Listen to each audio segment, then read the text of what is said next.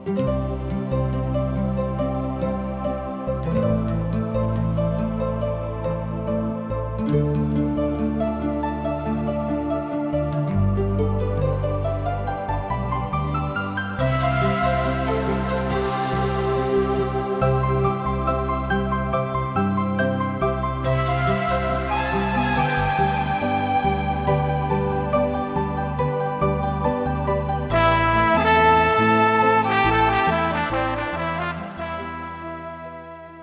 मनुष्य के जिंदगी पाप के कारण तरह तरह की विपत, उलझन और अशांति में पड़ के सही रास्ता से भटक गईल बा। ओके पता नहीं खे कि सही रास्ता का है। यह बतावे बदे जिंदगी की राह कार्यक्रम प्रस्तुत करता कि हर आदमी जिंदगी का उद्देश्य समझ के सही रास्ता पर आगे बढ़ सके, जौना से ओकर मेल मिलाप परमेश्वर से हो जाए। ये कार्यक्रम बाइबल की विधिवत अध्ययन पर आधारित बा।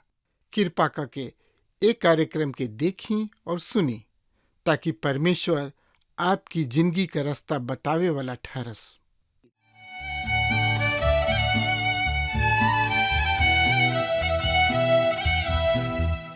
गाँव के भैया और बहिनी आई प्रभु के गुण गाई।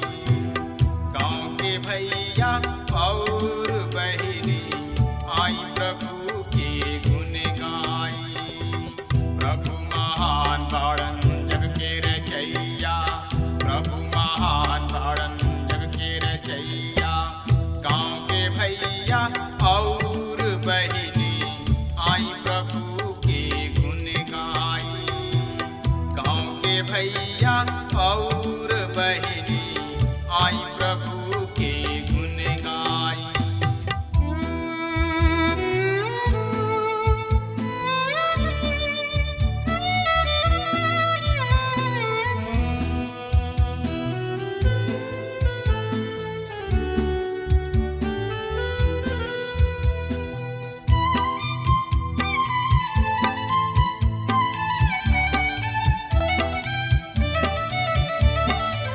आकाश के तरई बन के चिरई उनकर भजन करे। भूमि नदिया और चटनवा जोर से थपरी पीटे। हमर मसीही फिरीत आई, प्रभु चरण के सट जाई।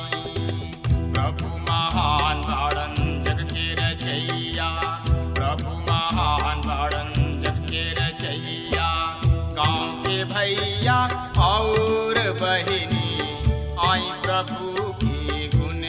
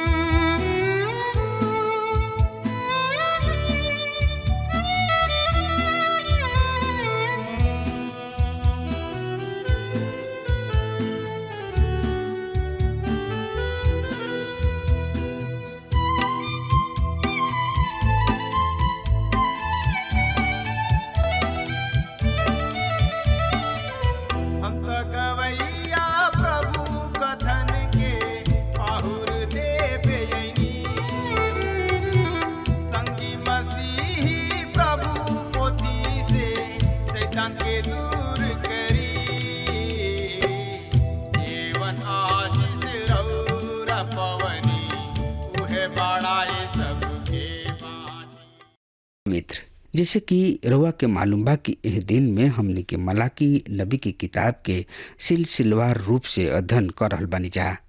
और पिछला संदेश में हमने के मलाकी नबी के किताब 4 अध्याय के 1 से 5 पद के ऊपर विचार विमर्श कैनी है जा। और आज हमने के देखे के मलाकी नबी की किताब 4 अध्याय के 6 पद के 4 अध्याय के मुख्य विषय है प्रभु के दिन तथा धार्मिकता के विषय में नबूवत। दूसरा शब्द में प्रभु के दिन के विषय में चर्चा कैले। और हमनी के देखनी हाजा कि ऊ दिन धधकत भाटा के जैसन दिन, और ओह दिन परमेश्वर सब अभिमानी घमंडी सबके और दुराचारी सबके भूसा के समान नाश करी हैं मित्र, ओकरा के भस्म करी हैं। पर जे परमेश्वर के भय मानेला ऊ उनका खातिर धार्मिकता के सूर्य उदय होई, जेकरा किरण से ऊ चंगा हो जी हैं। और ऊ गौशाला के बाछा के समान निकल के चौकड़ी करी हैं। ए प्रतिज्ञा के साथ हमनी के पिछला बाइबल अध्ययन कार्यक्रम के समाप्त कैले रही जा। आज एकरा 6 पद के शुरू करे के। हाँ तो प्रिय श्रोता मित्र भाई बहन, अपना कार्यक्रम के आगे बढ़ावल जाए, जैसे कि हम रउआ के बतौनी है कि मलाकी नबी की किताब के 4 अध्याय के आखिरी पद पर ध्यान करे के। पिछला कार्यक्रम में हमने के 5वां पद के देखनी है जा। 5वां पद में एह तरी से लिखल रहे, देखा यह परमेश्वर के ओह बड़ और भयानक दिन आवे से पहले हम तोहरा किने एलिय्याह नबी के भेजब। और हमनी के देखनी है जा कि परमेश्वर प्रभु यीशु मसीह के आवे से पहले बपतिस्मा दाता के भेजले। और एह महाक्लेश जू के आवे से पहले एलिय्याह नबी के भेजी हैं। यूहन्ना उद्धार के संदेश दिहले और एलिय्याह नबी दंड के संदेश लेके आई हैं। ये दोनों नबी अंतिम दिन में परमेश्वर के गवाही दी हैं। हम नहीं जानत कि ऊ दूसरा नबी या दूसरा गवाह के हमें, पर एकरा खातिर निश्चिंत रूप से हम कह सकतानी कि ओह में से एगो एलिय्याह नबी हमें। फसह के पर्व के समय रूढ़िवादी यहूदी परिवार में एगो कुर्सी रखल जात रहे, जेकरा पर केहू ना बैठत रहे। ई एलिय्याह नबी के खातिर होला जौन की आवे वाला बाणे। उनका विश्वास के अनुसार एलिय्याह नबी आवे वाला बाणे। जब यूहन्ना बपतिस्मा दाता प्रकट भइले त यहूदी सब के इहे विचार रहे कि ऊ एलिय्याह नबी हमें। यूहन्ना बपतिस्मा दाता एह नबुवत के पूर्ति ना ह, काहे कि ऊ तो मसीह अग्र घोतक रहन, मसीह जौन की उद्धारकर्ता हमें। और यूहन्ना साफ कहले कि देख परमेश्वर के मेमना जौन की जगत के पाप के उठा ले जाले। और ई उद्घोषणा प्रभु के ओर ओह दिन के घोषणा से कुछ भिन्न बा, जेकर संबंध जेकर रिश्ता ओ महान तथा भयंकर दिन से बा। 6 पद पर ध्यान दी श्रोता मित्र भाई बहन। और ऊ माता पिता के मन के उनका पुत्र के ओर फेरी हैं। ऐसा ना होके कि हम आके पृथ्वी के श्राप के द्वारा नाश करी।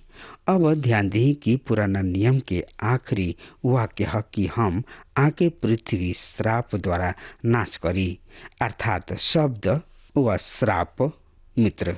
श्राप ओह दिन आइल जब आदम और हवा बगीचा में रहत रहन और यू परमेश्वर के आज्ञा के उल्लंघन कैले। उस समय परमेश्वर कहले ई जमीन शांति होई और ई श्राप रहे पाप। और तब तक ना हटी जब तक प्रभु यीशु मसीह दूसरा हाली ए पृथ्वी पर ना आई हैं। इस श्राप आज भी मानव परिवार पर बा। रउआ के केवल एकरा के देखे के आवश्यकता बा। ई पाप ई श्राप मानव परिवार में आज भी बा। यदि रउआ ऐसा समय में रहतानी जहाँ दीमक तथा ये तरीके हानिकारक जीव ना पावल जाले, जन की राउर तरकारी के राउर अन्य बहुमूल्य वस्तु सबके राउर कपड़ा हानि पहुँचावेला, त एकर अर्थ बा कि रुआ 1000 वर्षीय राज में प्रवेश कर चुकल बानी। यदि रुआ ऐसा समुदाय में रह रहल बानी जहाँ पाप नइखे, तो हम कहब कि रुआ पहले से ही सहस्र वर्षीय राज में प्रवेश कर चुकल बानी। यदि रुआ ध्यान पूर्वक हर एगो वस्तु के देखब और हर एगो परिस्थिति के देखब तो रुआ एह बात के समझ लेब कि संपूर्ण मानव जाति तथा ई पृथ्वी श्रापित है। हर एगो स्थान पर विनाश के देखब, बर्बादी के देखब और ई पुराना नियम के समापन के ई ढंग बहुत ही निराला और निराशजनक ढंग है। पर ई अपेक्षा सबके किताब है। एक किताब में हमनी के बहुत सा आज्ञा सब करी न जा। ये मुख्य बल दूसरा पद पर ही होखे के चाहिए। हमनी के मुख्य बल आखिरी पद पर ना, हमनी के मुख्य बल दूसरा पद पर बा, जहाँ लिखल बा कि पर तोहरा खातिर जौन की हमारा नाम के भय मानेलन धार्मिकता के सूर्य उदय होई और एकर किरण से तोहनी लोग चंगा हो जीबा और तोहनी लोग गौशाला के बाछा के समान निकल के चौकड़ी भरबा। मित्र, हमनी के देखतानी जा कि पुराना नियम श्राप के साथ खत्म नहीं के होत, ई एगो महान आशा के साथ समाप्त होता। यद्यपि सूर्य अस्त हो चुकल बा और घोर अंधकार के समय बा, पर एगो नया दिन उदय होई। हम पापी के अंधकारमय राति में रही न जा, एकरा में कोनो संदेह नहीं के। और इस संसार अंधकार में डूबल बा। ऐसन प्रतीत होता कि हमनी के सबसे अधिक अंधकारमय क्षण में जी रहल बनी जा। पर एक दिन आवे वाला बा कि जब धार्मिकता के सूर्य उदय होई, यह ग्रह पर आत्मिक ज्योति के एक किरण फूट पड़ी। ई धार्मिकता के सूर्य कोनो अन्य ना वरन खुद प्रभु यीशु मसीह हमें। हम एगो बहुत ही महत्वपूर्ण बात पर राउर ध्यान ले जाए चाहता नहीं। पुराना नियम में प्रभु यीशु मसीह के धार्मिकता के सूर्य के रूप में पेश कइल गइल बा, पर नया नियम में उनका विभिन्न रूप में पेश कइल गइल बा। नया नियम में भोर के चमकदार सितारा यह रूप में भी पेश कइल गइल बा। ध्यान दी श्रोता मित्र भाई बहन, प्रकाशित वाक्य किताब जेकर 22 अध्याय के 16 पद बा, जौन की हम रुआ खातिर पढ़े जा रहल बानी। सुनी ध्यान से, यह पद में एह तरी से लिखल गइल बा। हाँ प्रिय श्रोता मित्र भाई बहन, हम सिर्फ 22 अध्याय के 16 पद के ही पढ़ब, जौन में एह तरी से लिखल बा। हम यीशु अपना स्वर्गदूत के एक खातिर भेजनी की ऊ तोहनी लोग के मंडलिन खातिर ए बातन के गवाही देस। हम दाऊद के मूल और वंशज और भोर के चमकत तरही हई। श्रोता मित्र भाई बहन, प्रभु यीशु मसीह अपना स्वर्गदूत के भेजले कि ऊ तोहरा के कलीसिया सब के खातिर ए बात के गवाही दे। हम दाऊद के मूल वंश और भोर के चमक तारा हई। प्रभु यीशु मसीह अपना खातिर कह रहल बने, अपन परिचय दे रहल बने। हम दाऊद के मूल वंश और भोर के चमकत तारा हई। अब यहाँ दाऊद के मूल वंश के का मतलब बा? एकरा से मतलब बा कि ऊ राजा हवे जौन की पृथ्वी पर राज करी हैं, पर ऊ एकरा अतिरिक्त कुछ औरी भी बा। ऊ एकरा अतिरिक्त भोर के चमकत तारा भी हमें, पर ई कोनो नबी से बात प्रतीक होता। जबकि नया नियम में धार्मिकता के सूर्य हमें, ऊ नया नियम में भोर के चमकत तारा सूर्य उदय के संकेत है और सूर्योदय परमेश्वर के महान करुणा के प्रमाण है, जौन की विलाप गीत की किताब के 3 अध्याय के 22 से 23 पद से प्रकट होता। वहाँ बतावल गइल बा कि यह परमेश्वर के करुणा प्रति भोर नया होला। तोहर सच्चाई महान बा। ई रुचकर बात बा कि मनुष्य के ध्यान संदेह ही सड़क के ओर आकर्षक कइल गइल बा। गणित, ज्योति व खगोल विज्ञान सबसे प्राचीनतम विज्ञान है जेकर मनुष्य के ज्ञान है, पर अन्य विज्ञान के समान एकर भी स्रोत रहस्यमय तथा अंधविश्वास तथा पौराणिक कथा सब तथा रहस्यमय बात ह। एकर आधार भी इहे बात ह। खगोल विज्ञान के स्रोत ज्योतिष विद्या ह। ज्योतिष विद्या अंधविश्वास से भरल पड़ल बिया। रुआ कहब कि प्राचीन काल अंधकार युग में लोग अंधविश्वासी रहन। श्रोता मित्र भाई बहन, ऐसे ज्योतिष विद्या पर विश्वास करत रहन। पर अब मनुष्य प्रगति कैले बाणे, ऊ अब अंधविश्वासी ना हवे। का सही में मनुष्य में कुछ सुधार आइल बा? रुआ कह सकतानी कि ऊ अंधविश्वासी ना हवे। आज अमेरिका जैसन विकसित लोग जन्म कुंडली तथा सितारा व ग्रह सब में रुचि रखेले। ऊ परमेश्वर के वचन पवित्र बाइबल के अतिरिक्त सब तरीके अंधविश्वास पर विश्वास करलन। का ई विश्वास अंधकार ना ह? का ई विकास ह? का ई परिवर्तन ह? ई का एकरा के रुआ सुधार कहब? 37 से 38% लोग बाणे जौन की यह बात से सहमत बाणे कि शैतान के अस्तित्व ह। स्पष्ट बा कि कुछ लोग यह बात से सहमत निखन कि एगो परमेश्वर बाणे जेकरा खातिर ऊ उत्तरदायी हवे। कम से कम शैतान पर त विश्वास करे लन ही, एक दिन परमेश्वर पर भी विश्वास करी हैं।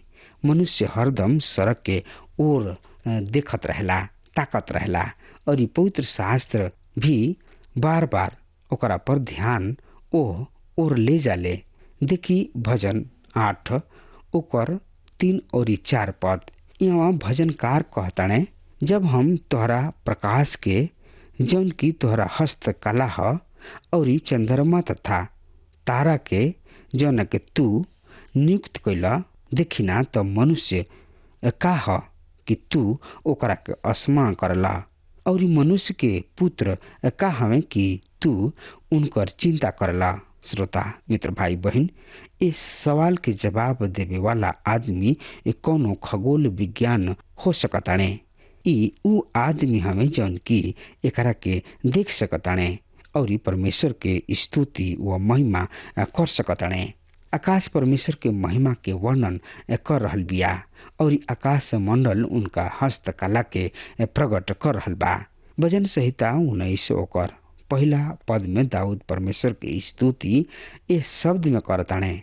परमेश्वर अपना सेवक इब्राहिम से पूछले, अब आकाश के ओर देखा और गिना सकत तारा सबके गिना।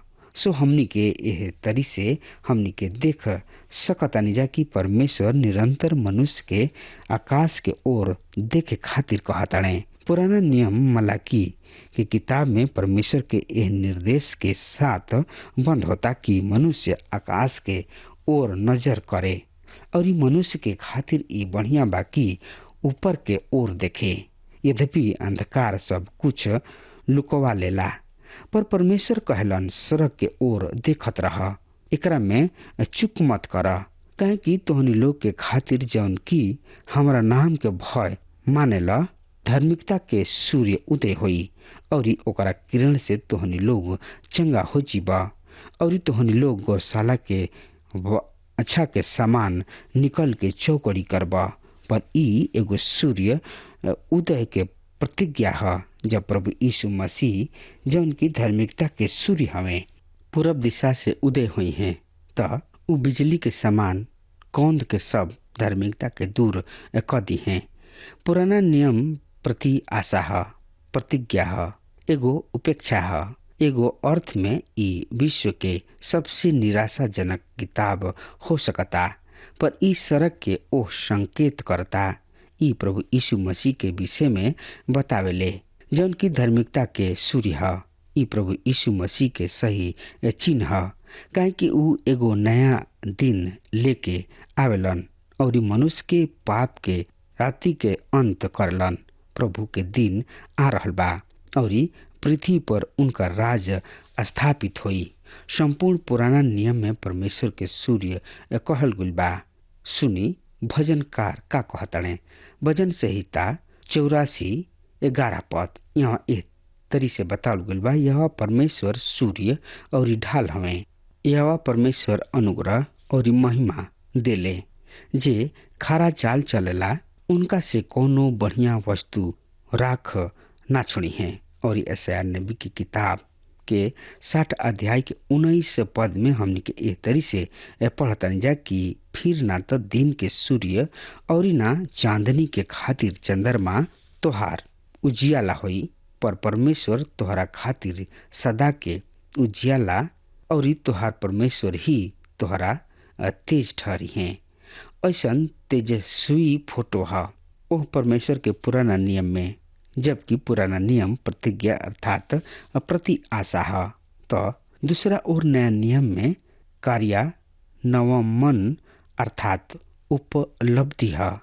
और नया नियम के समापन कुछ भिन्न ढंग से होता। हम यहाँ अद्भुत पद रौरा सामने पढ़े जा रहा बानी। प्रकाशित वाक्य ओकर 22 अध्याय के 16 पद यहाँ एह तरी से लिखल बा, प्रभु यीशु मसीह अपना स्वर्गदूत के भेजले बाणे कि ऊ तोहरा के कलीसिया सब के खातिर ए बात की गवाही दे, हम दाऊद के मूल वंश और भोर के चमकत तारा हई। ऊ न केवल धार्मिकता के सूर्य हमें, ऊ भोर के चमकत तारा भी हमें।